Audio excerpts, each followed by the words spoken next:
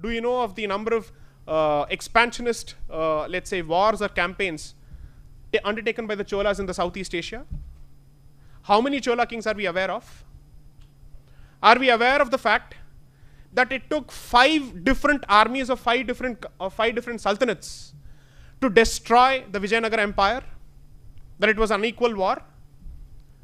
And the rampage of Hampi went on for 6 months. It took several years for people, or rather several months for people to destroy one civilization or one empire.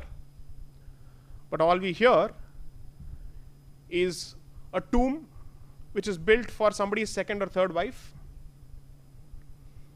And I suspect he had a wife after that. And one of his daughters also performed the role of a wife later.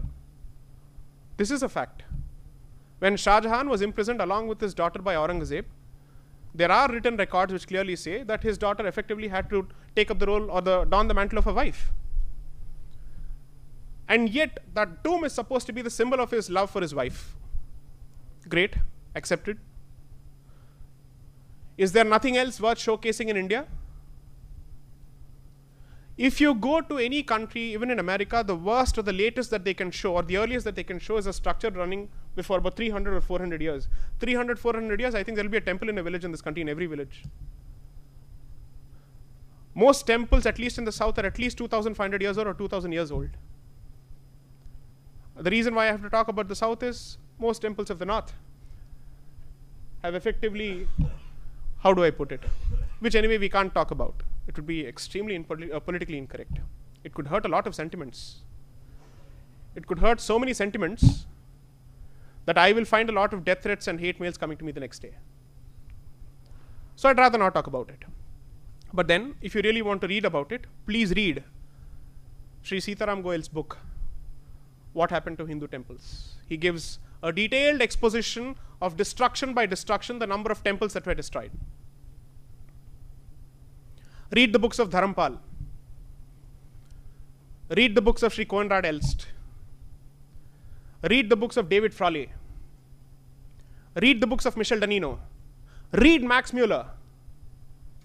Max Muller is supposed to be the one who started the Aryan invasion theory. But then if you read his books and his teachings, in fact there is a beautiful book, it's a short book that you get on Kindle, India, What It Can Teach Us. Just read it, it's barely 80 to 100 pages. A brilliant exposition of how he believes that there is not a single thought in the world that has not been thought of in India. And something that does not exist in India cannot exist elsewhere. That is a German saying. Not that a German saying makes it great, but then since we are fans of people who come out of India, I might as well put it that way. It has to make a difference. I wish I were a skin tone lighter. My statement would perhaps carry more weight. So, to cut a long story short, recontextualizing history is not about knowing certain facts, certain dates. It is first of all about understanding the value of history and then focusing on the facts.